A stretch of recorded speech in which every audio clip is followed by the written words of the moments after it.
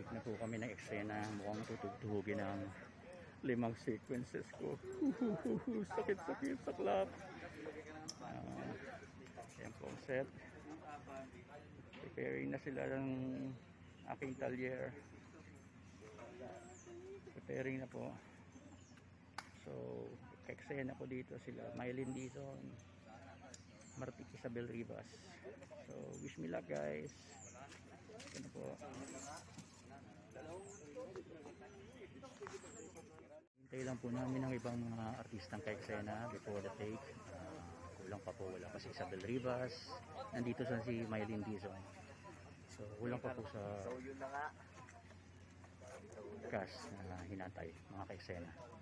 So, wish me luck guys sa aking eksena. Ingat po lahat and good morning. Muna yung mga set. Yo mga kaputi. Kaputing buhok. Si ano, di ba, kabungo? Kaway-kaway Charles, kaway-kaway. Ginamit pa ako, talaga naman. 150 yan, ha? Please like, subscribe my YouTube channel. Please click here. Click here. Preparing na po kami for the sequences. 5 sequences. Pantuhog-tuhog barbecue. Click here.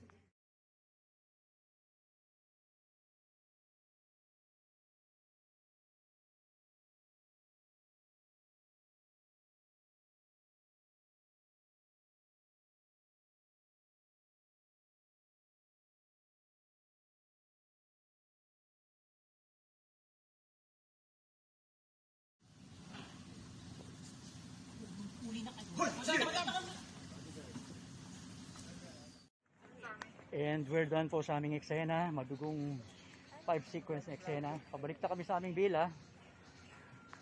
Pabalik na. Hawa ng Diyos na itawid. May mga konting sablay, pero okay lang. Natural lang yon, nangyayari yon. Lunch break. Till our next scene po. Magandang tanghali everyone. Hinihingal. Nakatapos na ng una kong salang. 5 sequences with Tita Isabel Rivas, Jordan Castillo, Mylene Dizon, and Ina Feleo at si Oslek. Hindi ko kilala yung name niya. Yung name niyang bagets sa artista. May mga sablay, may konting sablay, pero natural lang po yun.